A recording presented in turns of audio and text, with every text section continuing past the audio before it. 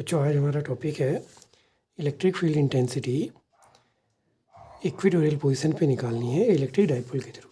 इससे पहले इसके वीडियो में हमने एक्सियल पोजीशन पे निकाली थी। अब हम इसको इक्वेटोरियल पे निकालेंगे। तो इक्वेटोरियल पोजीशन क्या होती है, हालांकि इसके बाद एक एडिशनल टॉपिक इसमें जनरल पोजीशन भी हम पढ़ लेंगे, उस सिलेबस में नहीं होता है। ये माइनस क्यू, ये प्लस क्यू, तो इनके बीच की डिस्टेंस को हम लोग क्या कहते हैं, 2L कहते थे।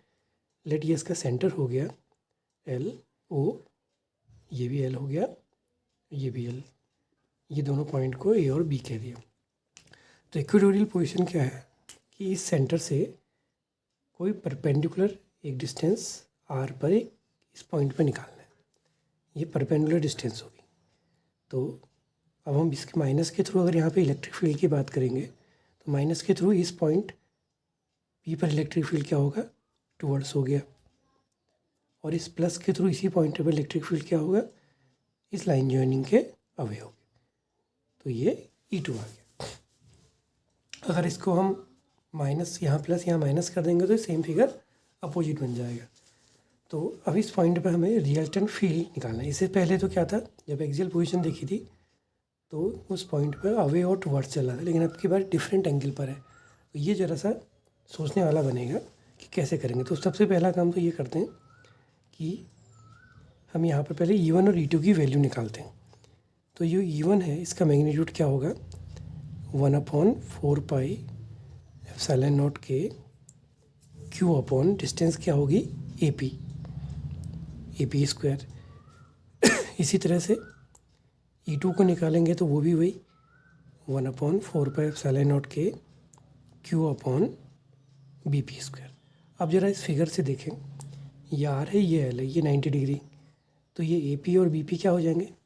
अगर इसको पाइथागोरस थ्योरम के अकॉर्डिंग हम निकालें तो AP कितना हो जाएगा, अंडर रूट, ये हाइपोटेनस हो गया तो under root R square plus L square, AP भी इतना आ जाएगा, और BP भी कितना आ जाएगा, under root R square plus L square. तो इसके अकॉर्डिंग ये है Q सबका सेम है, AP और BP भी सेम है। तो मीनिंग क्या है कि मैग्नीट्यूड में तो E1 और E2 क्या होंगे, आपस में बराबर हो जाएंगे। हाँ, डायरेक्शन इनकी अलग अलग है। अब इसका जो रिजल्टेंट होगा वो कैसे निकालेंगे, तो लेट जैसे ये एंगल अगर हम थीटा मान लें तो ये भी क्या होगा, थीटा होगा, क्योंकि दोनों के दोनों आइसो कॉन्ग्रुएंट ट्रायंगल हैं। अब यहाँ से एक लाइन ड्रॉ कर देते हैं इस AB के पैरेलल, तो ये थीटा होगा, तो ये भी थीटा, सेम यही, ये दोनों, ये भी थीटा हो जाएगा। अब अगर हम इसके कंपोनेंट करें, इस फिगर को अलग से बना लें, ये फिगर कुछ ऐसा बना है, ये E1 और ये E2, हमने ये लाइन ड्रॉ करी थी, तो ये भी थीटा, ये भी थीटा। इसका E2 का यहाँ को कंपोनेंट क्या होगा, जहाँ को एंगल होता है वहाँ को कॉस वाला आ जाएगा, और इधर को आ जाएगा E2 sine theta. Same process E1 की, यहाँ को एंगल है तो यहाँ को E1 कॉस थीटा, तो ये दोनों एक ही डायरेक्शन में है तो ऐड हो गए, और E1 साइन थीटा नीचे को। अब साइन थीटा दोनों का सेम है, E1 E2 के मैग्नीट्यूड भी क्या है, बराबर है, तो ये दोनों अपोजिट हैं, तो इनका रिजल्टेंट कितना हो जाएगा, 0। तो रिजल्टेंट जो बचा वो कहाँ को बचा, इन दोनों का तो 0 हो गया।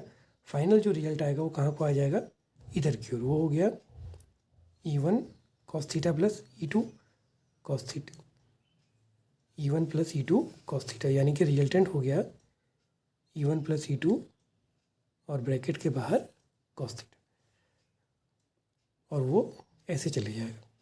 तो E इज इक्वल टू आ गया E1 plus E2 cos theta, और E1 E2 के मैग्नीट्यूड सेम है, तो इसको ऐसा कर लेते हैं, E2 इक्वल E1 रख देंगे तो ट्वाइस E1 कॉस थीटा,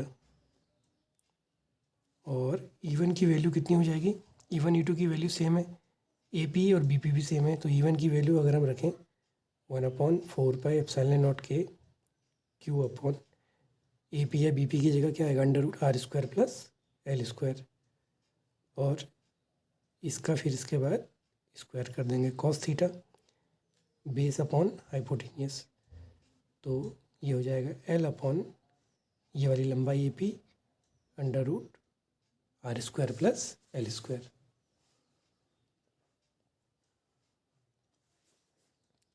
तो ये बन गया 2 into Q into L upon 4 pi epsilon not के।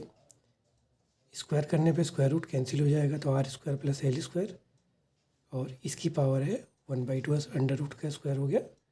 इसकी अंडर रूट का मतलब पावर 1/2, तो इसकी पावर 1 हो गई, 1 प्लस 1/2 3/2 हो गया। तो ये आ गया, इसको ऐसा लिख देते हैं 2QL को Q into 2L upon 4 pi epsilon not के R square plus L square to the power 3/2। अच्छा, इसी में एक करेक्शन और हो सकता है, Q इंटू 2L ये बन जाएगा P। तो ये आ गया 1 अपॉन, इसकी जगह रख देंगे P, तो 1/4 पाई एप्सिलॉन नॉट के P upon R square plus L square to the power 3/2। अब इसी में एक कंडीशन हम लोग और लगा लेते हैं। इसमें कंडीशन क्या लग सकती है, वही जैसे हमने इससे पहले वाले जब एक्सियल पोजीशन में लिखा था तो वहाँ लगाई थी कि अगर